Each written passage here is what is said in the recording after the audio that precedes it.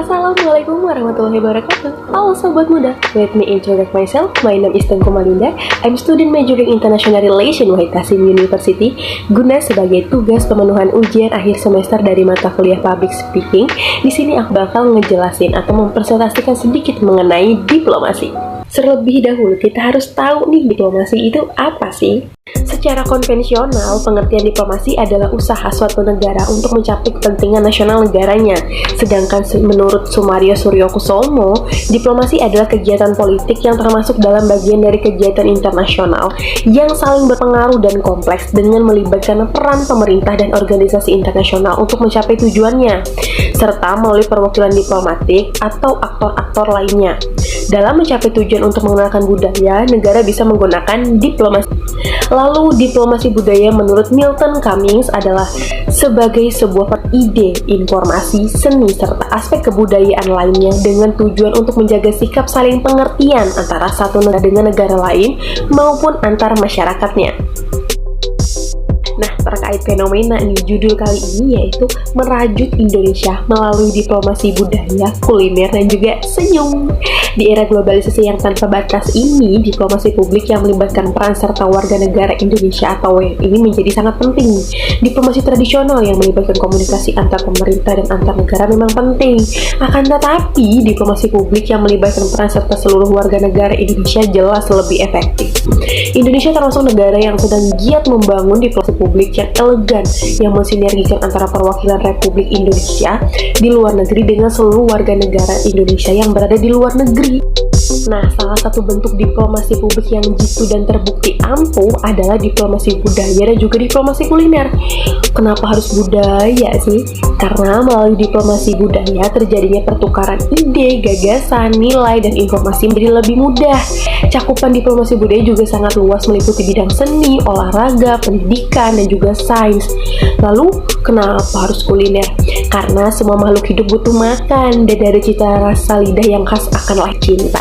Dengan cinta, segala diplomasi pun menjadi sangat mudah. Nah, kita ambil salah satu contoh negara yaitu Jepang. Jepang adalah salah satu contoh negara yang sukses menjalankan diplomasi budaya. Di bidang seni, mereka sukses menyebarkan budaya Jepang hingga dikenal di seluruh dunia. Demam masyarakat dunia terhadap seni taiko atau beduk, origami, kimono, ritual minum teh, hingga kesuksesan AKB48 lagu girl bandnya Jepang nih. Anak muda Jepang bahkan di seluruh dunia juga tahu nih AKB48. Mereka melebarkan sayapnya ke berbagai negara. Itu merupakan salah satu bukti nyata dari kesuksesan diplomasi Jepang. Diplomasi budaya juga sangat terkait erat dengan karakter dan jati diri sebuah bangsa. Sebagai buktinya, ketika orang dari berbagai penjuru dunia bicara tentang disiplin dan juga kerja keras nih, maka seluruh mata akan tertuju pada Jepang. Begitu juga di bidang pendidikan dan sains. Jepang adalah salah satu contoh kiblat pendidikan dan sains dunia. Banyak peraih Nobel di bidang ilmu pengetahuan berasal dari Jepang loh. Lantas, bagaimana dengan Indonesia? Di bidang pendidikan dan sains, Indonesia masih tertinggal jauh dibanding Jepang, Eropa, dan juga Amerika. Tapi ada bentuk diplomasi lain yang bisa diterapkan oleh pemerintah dan masyarakat Indonesia untuk menguasai dunia, yaitu melalui diplomasi budaya dan juga diplomasi kuliner. Diplomasi budaya juga bisa membuat warga dunia merasa aman loh. Selain Jepang, Korea juga merupakan contoh sukses negara yang berhasil menerapkan diplomasi budaya. Salah satu contohnya Korean Wave dan juga K-pop. Anak muda mana nih yang nggak tahu K-pop? Seperti BTS, EXO, misalkan kayak girl bandnya itu Twice, SNSD, masih banyak banget. Warga dunia kini dibuat terhipnotis dengan kebudayaan Korea.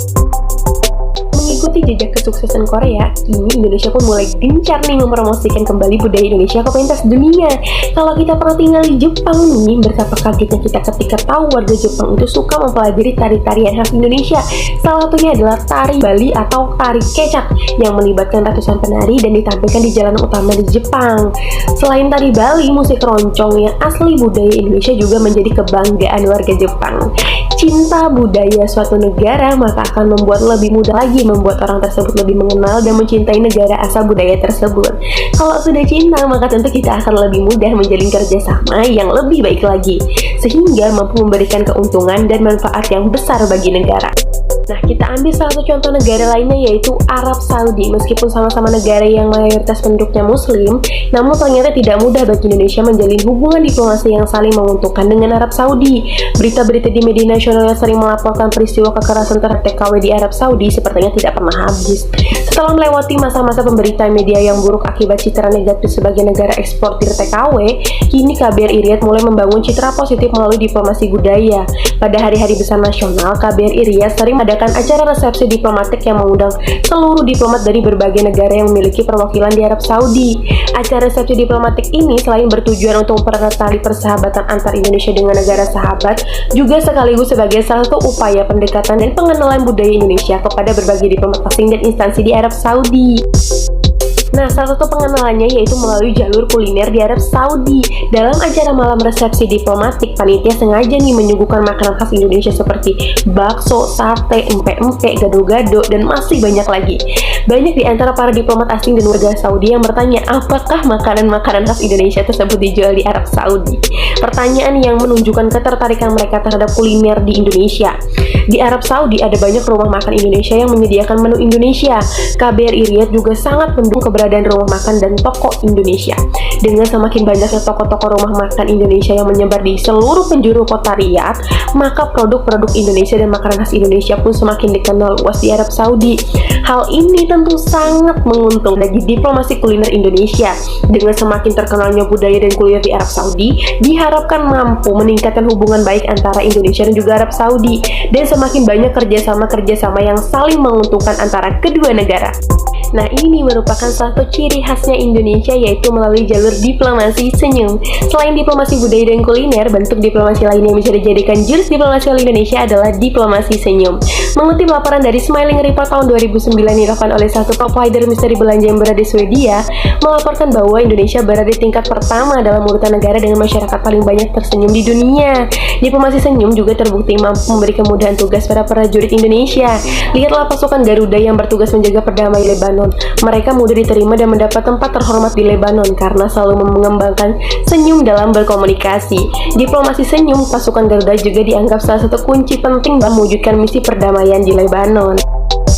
Selain pasukan Garuda, jamaah haji Indonesia juga sukses nih menerapkan diplomasi senyum. Setiap tahun jamaah haji Indonesia selalu mendapatkan penghargaan dari penyelenggara haji di Arab Saudi karena keramahan dan senyuman khas. Tentu saja citra positif sebagai negara yang ramah dan murah senyum sangat menguntungkan untuk Indonesia. Dengan harapan untuk membangun citra positif Indonesia agar semakin dikenal di pentas dunia dengan budaya, kuliner, dan senyum khas Indonesia. Nah, dari berbagai penjelasan tadi kita dapat menarik kesimpulan bahwasanya Indonesia punya potensi yang besar, punya alat diplomasi sendiri dan punya senjata diplomasi sendiri. Dengan adanya keanekaragaman seperti budaya, kuliner, dan juga senyuman khas Indonesia, itu bisa kita jadikan sebagai alat untuk berdiplomasi di luar sana.